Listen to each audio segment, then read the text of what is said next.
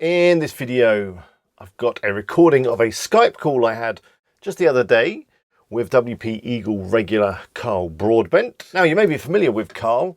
He often leaves comments on my videos, and he's a regular in the chat room on the live streams, which, by the way, are every single Tuesday. You may have also seen Carl over on the Income School channel, which, as you know, is one of my favourite YouTube channels.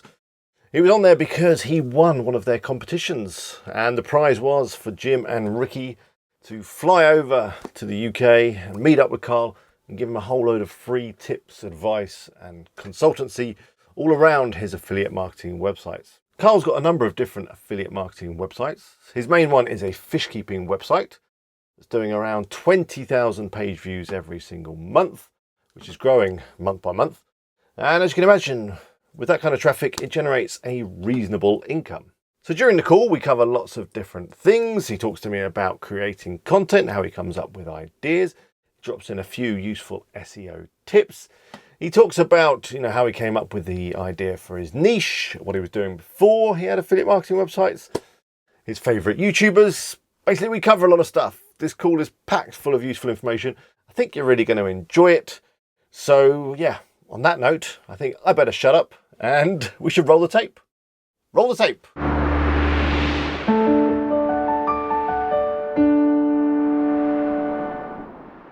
So, Carl, thanks for joining me on this call. You've been a regular on the channel for quite some time. Often frequent the live streams, which are now on a Tuesday, by the way, everyone, if you've missed that. And you're also regular within our Facebook groups. By the way, everyone will find links to these things in the description below. But yeah, today we're going to just have a chat. You're going to tell us a little bit about one of your affiliate websites that you've had for quite a while. We're going to talk about Income School as well, because you won their competition. And we're also going to talk a little bit about a new service that you're starting to offer. But let's start at the beginning. Do you want to tell us a little bit about your affiliate website? How old it is, what it's all about, how you came up with the idea, all that kind of stuff. Yeah, over sure. Thanks for having me on the show, Alex. My main site, was fishkeepingforever.com. A site that I've had an interest in for quite some time. I was 30 years ago now. I ran a tropical fish shop. Okay. The kind of when they say when you've done fish keeping, you always kind of stick with it in some way or other. But I've not had a fish tank for a while, and I got into the niche website building through watching one of your videos. In fact, I'd just kind of been given my redundancy at a firm that I've been working for several years. Came home, thought, what am I going to do now? Started looking at job hunting, as you do. And I just thought, it'd be lovely to work from home. Just Google on YouTube, working from home, or how to earn money from online. And I came across one of your videos, your tutorials. I think it's one of your biggest ones. I think it was like 3 or 4 hours long. Okay, how to create a website. And I literally just sat there and made it. Just literally played it on my phone, and step by step. Just made it. On phone was playing your video, and on the laptop I built a website. With 4 or 5 hours, the wife walked in. I'm like, oh, I built a website. She's like, what? You can't build websites. So well, I have. And it was just around an interest that I had at that time. And I just thought nothing of it.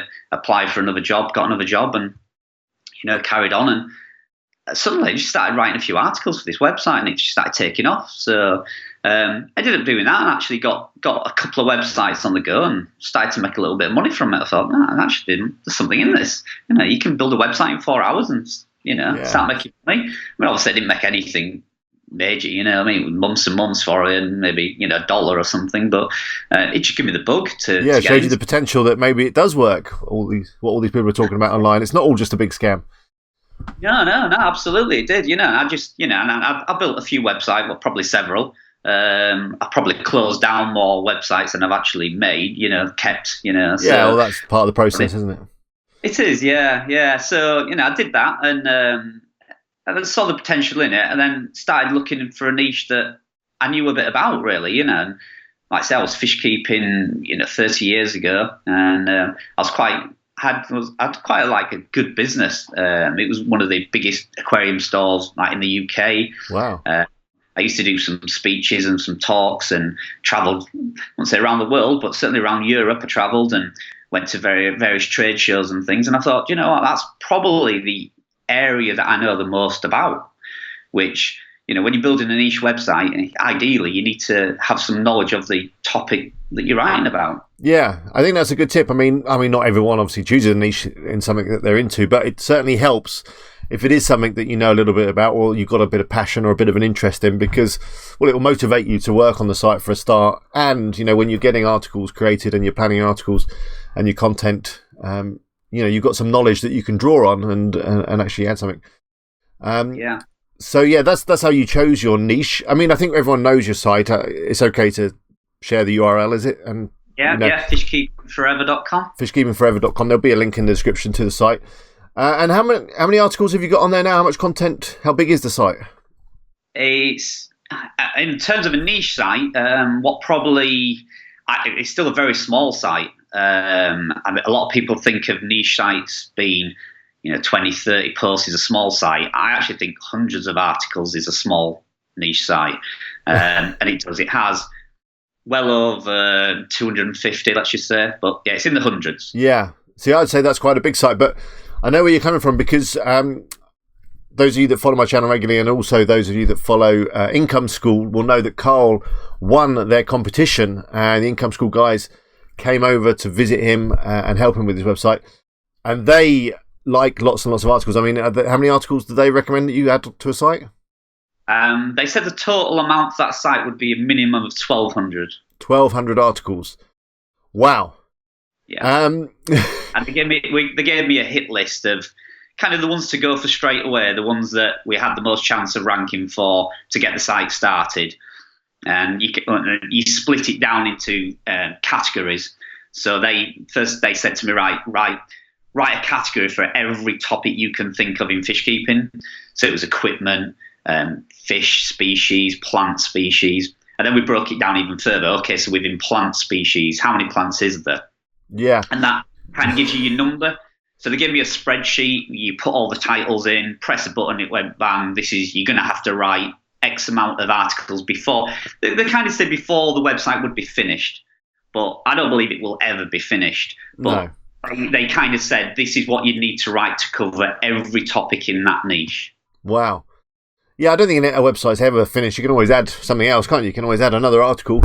I guess some people will be watching and thinking, wow, that's a lot of articles. How on earth am I going to come up with, you know, enough ideas to write about, you know, 1,200 different things? But as you kind of touched on there, is the key there just kind of, you know, go into the detail once you've, you know, found something, break it down even further, and then break it down even further again? Yeah, absolutely. Once you start writing one article and you get that published, it kind of naturally links off. So within the article, you might be talking about, you know, how to set up a fish tank, and then it'll say, you know, and you need to add some live plants, and you go, oh, right, plants. And then you're looking at that, and then you go, how to grow plants, right? Okay, and I know how to grow plants. So then, do they need fertilizer? There's another article, and then it's like, what lighting do they need? Oh, there's another article. And do I need any tools to plant these plants in the gravel? There's an article on aquarium plant tools. Yeah, you just go off and off and off, and it's never ending. I mean, my spreadsheet, which is I live and die by my spreadsheet, and that just grows. I get to the point where I think this is filling up now. I'm nearly, you know, I'm 50% through my spreadsheet, and then all of a sudden I add another 30, 40 articles to it, and it just grows and grows and grows. Well, you know, so. Let's just talk a little bit more about Income School before we move on, and then we're going to talk a little bit more about coming up with ideas for content, because it kind of leads nicely onto your new service. But so the Income School guys came over. I will put a link to their video in the description again, so you can watch the full video with them going to Carl's house and all the rest of it. But yeah, what was the main takeaways that you got from sitting down with the guys? The main thing that I realised about Rick and Jim and the way they go about their sites is they're just really structured. The way they do their sites and build their sites, they have a plan and a format and a kind of a structure for building them. A lot of people might see some of their videos and think, you know, they're quite wacky and crazy and they just throw this content on there, but they don't. It's very, very structured, and that's what they said to me from day one. You need to learn how to track your articles, how many words you've got on each articles, how it links out to other articles. So they basically just give you a really good structure around how to build a website. And that, I think that's the biggest thing I took from them. They did a little bit about the theming and the look of the site, but to be fair, it was more about just, how are you going to go about building this website? What content are you going to put on it? How are you going to find that content? And how are you going to track what you've written and things like that? So that was the best. So it's those kind of processes that allow you to then just to work on the site. You've got a structure, you've got a framework that you can work with.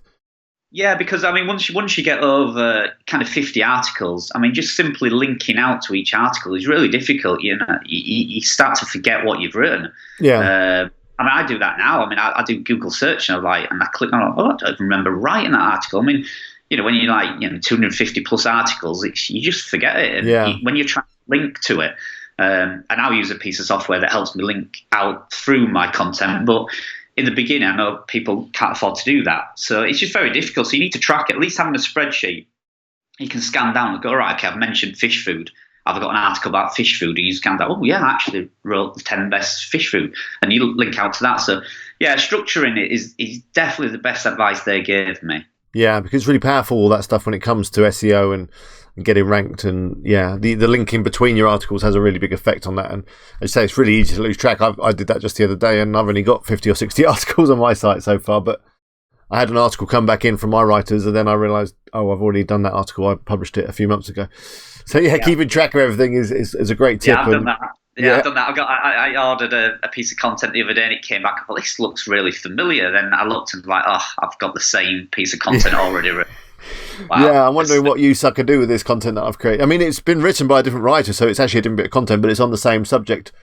Wondering maybe I could use it as a guest article, maybe kind of send it off to sites that they might want it, and then they could maybe link back. I don't know. Yeah, no, absolutely. That's what I have a number of writers that write for the website, and when I was at my peak, I had a lot of writers on the website, and they all shared one spreadsheet. And then the most difficult thing was getting them to update the spreadsheet. So where you are, yeah.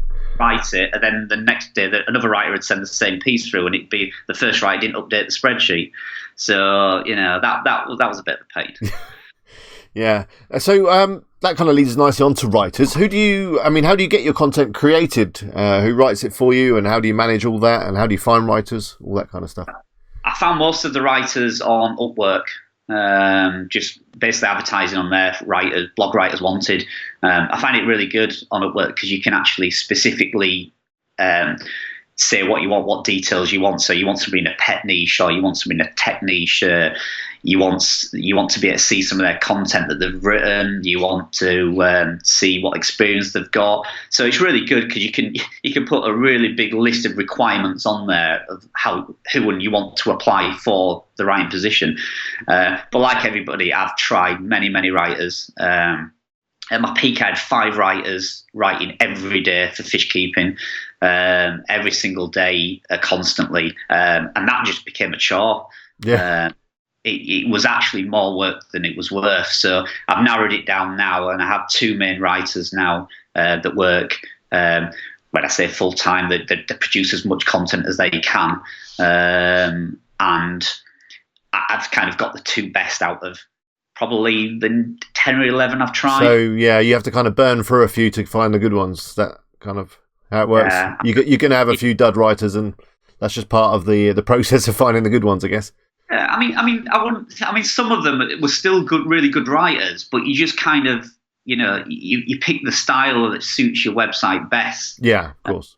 You might get some that's very informative and informational focused, and some that are quite got a bit of humour in the post. So it's kind of where you want to go, really. Yeah, the tone you want on your website and that kind of feel that you want.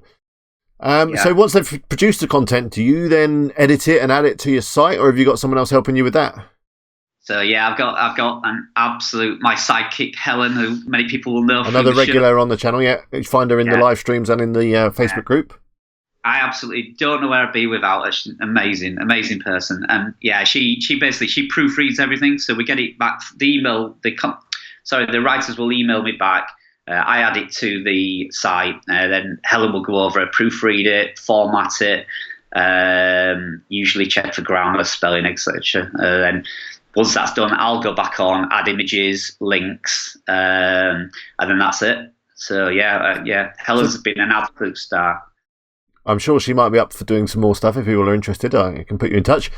Yeah. So in terms of images and other, rich media and stuff to jazz up the articles and make them look really nice, where do you go about finding those images and things? Are you taking them yourself, or is it stock, or where are you getting them from? So, not taking the images myself. No, stock images. 123RF, I think it's called, is one of the sites that I use a lot. Oh, right. I've not heard of them. Okay. I'll check them out. It's really. Yeah, again, I mean, that was a nice little tip from Income School. They put me in touch with, I don't know who it was there, but did me a really good package. It was like 40 images for, I don't know, it was really cheap, $20 or something like that. Wow. It was really cheap. Yeah, but unfortunately that stopped after about a year. They sort of emailed me and said, right, we can't do this package anymore. I don't know why that is. So yeah, but it's still reasonable, isn't it? Yeah, it's still very good. Yeah, and some of the images really unique. You don't find them on. I mean, there's Pixabay and Pixels, and there's a few other sites, but they had some quite unique images on there. So they don't look too stocky. No, exactly. Yeah. So and then Adobe stock images I use. I use them. iStock are good. I mean, I think if you get a good company with a good subscription, you're sorted, aren't you? But there are some free ones. I'm looking on Flickr the other day. There, you can get those off there for free. I mean, it's just a mix, isn't it? Just make sure that you have got any rights to images that you use. I guess that's the tip, because you can get in trouble, can't you, if you do use an unlicensed image? Yeah, it does. It worries the life out of me. Like that, I've actually had one. I used one image that Google. I went into Google Tools, went free to reuse, used it, tagged out to the original supplier, and I still got a nasty email saying, you need to take this down quick, or solicitor letters are on the way, and that was quite scary. Yeah. I've had that before. I've had that. I've only had it once. I've never heard of anyone actually going to court, but they send you some scary letters. Yeah, no, I had one of those. So I quickly removed that one. He just had his name branded on the bottom of the image, but for some reason it showed up in Google as if it was free and safe to use. Yeah, because that is a tip, and I've shared that tip before, that when you are doing an image search in Google, you can go into tools and then usage rights, and you can select labeled for reuse, but maybe it's not as accurate as it could be. Yeah, so, I think it's just I think it just gets shared through so many avenues that one or two slips through sometimes. But you've got to be careful. I mean, I do want this one part I do want to get into. I mean, making my own videos and photos. I do want to get into that. That's the best way to go. If you can do it, absolutely do that. Take your own images. But my websites are heavily photo and image based. I mean, it's one of the main parts of it, and I don't mind sharing images from the site. I'm happy for people to link out from them, because obviously you get a little bit back. Yeah, that's all good exposure and good links to you. Yeah, absolutely. Yeah, so they are heavily imaged, a lot of my posts. So it's part of my strategy, is that. So in terms of your site, we haven't really talked about any figures. How much traffic is the site getting? I mean, how long has it been up? Remind us again how long the site been up. I just checked this morning, actually. 1 year, 5 months. Okay. So after 1 year, 5 months, and a couple of hundred articles, how much traffic are we getting? It gets about just short of 20,000 page views a month. Wow. And vaguely, how much money is that equate to? It's in the hundreds. Okay. Yeah, I don't know. It's not in the I'll be honest. It's not in the thousands yet. It's getting there. It creeps up every month. But what you've got to remember, a site like this really isn't a product-based site. I'm not relying on commissions from Amazon, really. This was always going to be a traffic site. So the revenue is mainly from your ad provider, which I think was Ezoic last time we checked, was it? Yeah, it's Ezoic at the minute. I'm very close to hitting 25,000 page views, and now we're switching to Mediavine, which their RPM is far greater than Ezoic, and it runs faster. Okay. Yeah. So you're getting most of your money from ads rather than Amazon commissions, but I guess you get a few Amazon commissions, and don't you promote another company or some other pet companies? Yeah, so I'd look for a few affiliate companies to use. Chewy.com, if anybody's got a site, that's one. But I found there's a big loophole in their commission fees. which is they have a 10-year cookie on their site, which means if anybody's ordered from them within 10 years, so if anybody's bought any pet products within 10 years, you won't get a commission for it. It has to be a new customer. Okay, so yeah, that is a 10-year cookie. I didn't even know you could get 10-year cookies. Yeah, and when you think it's the number one pet site, online pet site in the US, everybody's heard of it, everybody's used it. Yeah, so there's a chance everyone's got a cookie, yeah. So to find someone who's not ordered from Chewy in America in the last 10 years who loves pets is like it's impossible. I was getting something like 200 clicks a day to it, and I got maybe 2 commissions a month. Wow. Okay, so that might need revisiting and finding someone else or something. Yeah, I mean the commissions are great. It's like I think it's like between $12 and $15 per customer, which is brilliant. But I was emailing them weekly saying I've had thousands of clicks. Why is these sales not coming through? And it was only after about 6 months of pestering them that they actually said, well, you do realise it's new customers only, and if they've ordered within 10 years, you won't get a commission. There you go. Yeah, that would be it. So I quickly swapped out a lot of my links because I changed all my links from Amazon to Chewy. And when I realised this, I spent about a month just changing all back out again, back to Amazon, and then started making commissions instantly. Oh no, you live and learn, don't you? So I guess the lesson there: always check the small print on the affiliate programs that you sign up to. Yeah, I mean, Amazon is fantastic. Everybody trusts Amazon. It's a real shame that the commissions are so low with Amazon on certain. Yeah, but the conversion rate is a bit higher, and they reward you even if they are an Amazon customer, won't they? Yeah, definitely. So your site's getting a lot of traffic. Who are you using to host the site? So I use Phil. Phil at Spiderweb. Yeah, from Spiderweb. Yeah, absolutely amazing. I mean, his service, it's his service that, and the website speed is better than what I was getting. I was with SiteGround, which for any of you with SiteGround, I know Helen has just gone with SiteGround. It's inexpensive and it works really well. So listen, I had no problems with that, but I knew the site was going to expand. I knew it's going to need eventually a dedicated server. And Phil's got the expertise and the tools and everything behind him to back it up. So, and it's been brilliant. Never had outage on the site. It's never slowed. Obviously, I have these Zoic on there, so the site runs pretty slow. So anybody who checks it out, you will see that the site isn't as fast as it could be, but that's his Zoic. And if I take Zoic off, it speeds it up dramatically, and it gives a much better user experience. But when I'm in it to earn some money from it. And compromise, isn't it, there between your ads and your... I've often felt that with ads. You're compromising the look and feel of your site and the performance to earn a bit of money. I will put links to both SiteGround and Phil in the description. Phil is a partner that I offer offer hosting with, so I will link to that. I use SiteGround for my start sites, and then for my bigger client sites and things like that, I've been using Phil, and he, as you say, is absolutely excellent in terms of he's there when anything goes wrong, which is great. Especially when you have clients like I do that always need some attention, and he's been happy to deal with them directly. Yeah. Good. So I think we've covered most things. What would be if you were to say, if someone who was just starting out in affiliate marketing or trying to make some money online with a website, what would be the one bit of advice that you would give to them? I think obviously everybody says selecting the niche. People might see, fish keeping it's quite a small niche. It's actually not. I'd class that as quite a very broad topic. Yeah, because some people have sites just about a particular species of fish or something, don't they? That could be a site, a cichlid site or whatever, Yeah, absolutely. Spot on, yeah. I mean, there's a site, I know a guy who's got a site on guppies. Yeah. He gets 250,000 page views a month, and it's just on guppies. Yeah. If I'd have done it again, I'd have probably broke it down, maybe several sites about several different species. Yeah. Probably done it that way.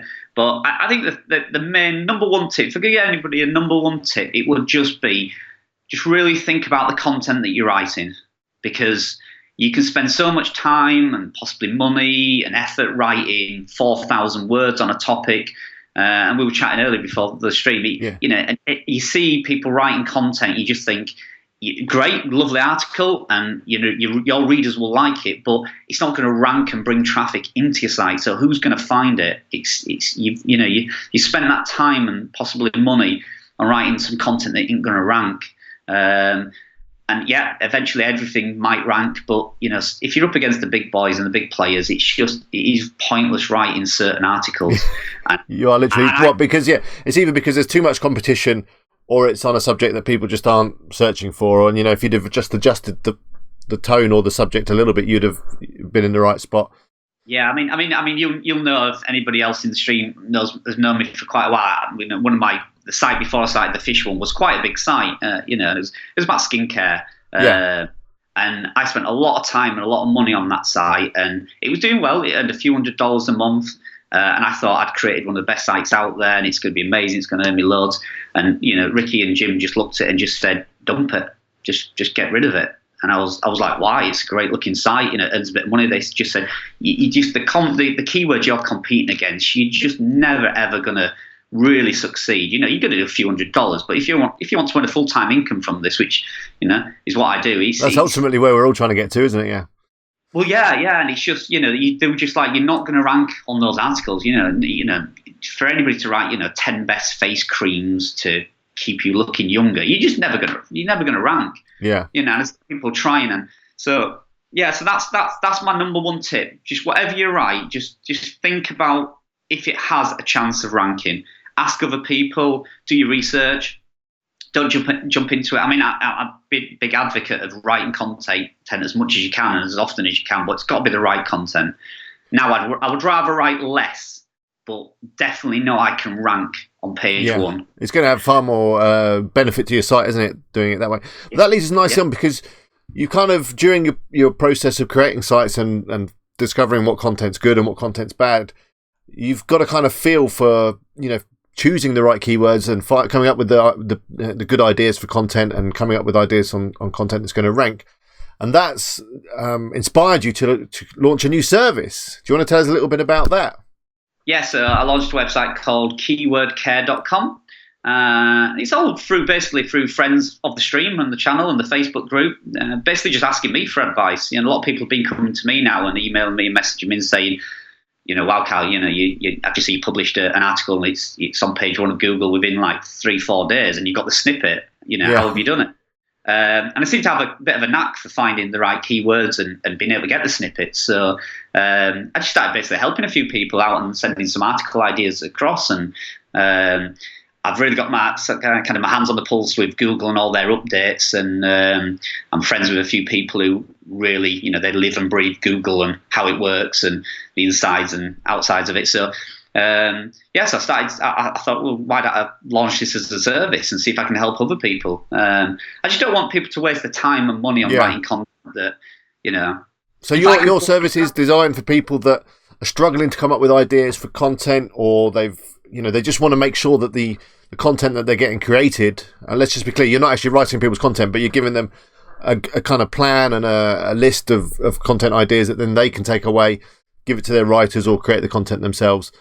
And so just tell us, what do you get if I sign up for one of your packages, which, by the way, I have signed up for one of Carl's packages, and he has just delivered it to me, and I will of course be doing a full video on exactly what you get and whether it's any good. It looks pretty good, but I will tell you. So what do you get with one of your packages? I mean, the most basic package, you will research your website and look at your competitors and basically come up with a hit list. And that's what we call it. It's basically a hit list of articles that we think you should write, the ones that you've got the best chance of ranking for, ones that if you've got limited funds and limited time, that we think will give you the best performance for your money. So I think the minimum plan is like 15 keywords and titles. So we'll come up with the topics, but we'll also come up with the titles as well, which is really important to get the right SEO-focused titles to suit that topic that you're going to write about is key. So we not only come up with the article topic, but we come up with the titles as well for you. We'll do a bit of research. We'll give you some quick wins. So we will look at your website. We don't particularly review your website in great detail. It's just more of, listen, we've taken a look at it and we've spotted a couple of things that will instantly make some improvement to your website, whether that's an SEO, or whether it's a look of the theme or whatever. We will give you a little bit of advice on that. And that is a service that we're going to go into in more detail later on, sort of reviewing websites and kind of doing website teardown kind of thing to help you out. But at the minute, we're just looking for the topics and the keywords and the titles for you to help you. So, for the basic plan, you will come up with a hit list that you can give to your writers or write yourself, and it should give you the best chance of ranking 15 articles. Okay. I'll put a link, obviously, to the service in the description of this video. Do go check it out. So I'm quite excited to get going on the keywords and things that Carl sent over to me. Good. Well, I think we've kind of covered everything. Let me see what other questions I've got. We pretty much done anything. We mentioned a couple of YouTubers already. Income School, of course. Is there any others that you would recommend people go check out?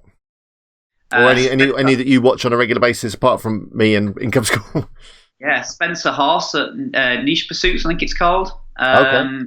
He's good. So he has a program called Link Whisper, which is an internal linking program, plugin that I use. And he's got a really good case study. So he does case studies. He's been doing it for 10 years, I think, something maybe more. He now builds a lot of software and programs and apps and stuff. But his site is really good because he does case studies from day one. Launches a website, adds content, and shows you his income. I'm following one that he's doing at the minute. I think it's about 9 months old. He's now making about $1,500. Wow. But it shows you kind of the content that he's put on and the amount of content, like say when we talk about a small niche and 20, 30 articles, you'll see, he instantly putting 30, 40 articles on a month. Wow, okay. So you can see where you can go. I mean, that's what I love about this business. And at the end of the day, it is a business. I'm now taking this hopefully full time, and you get out of it what you put into it. So every day, if I don't publish a piece of content each day, now I get really stressed. Yeah, because it basically is the more content you've got, the more traffic you're going to get, and then the more money you're going to make. Yeah, it kind of is really as simple as that. Yeah, it's literally as simple as that. Yeah, it's you might put 10 articles on, and one of them may do well. It's good to try and narrow the odds down in your favour a bit. But listen, not every article is going to work, not every article is going to rank. I've got articles that I can't get off of page 3 or 4 of Google for some reason. But when you give yourself the best shot, the best chance, every time you put some content in, there's that chance that it's going to get on number 1 and bring you more traffic. And I see my numbers rising daily, and it's I love it. It's such a bug to see your traffic and your income go up every single month. Going back to your question, I follow Spencer Horse. He's really good. I recommend. Okay, I'll check Spencer out. I don't think I've seen any of his videos. I'll put a link to his channel in the description, of course. Good. Yeah. Well, I think that will do. It's been really good to have you on.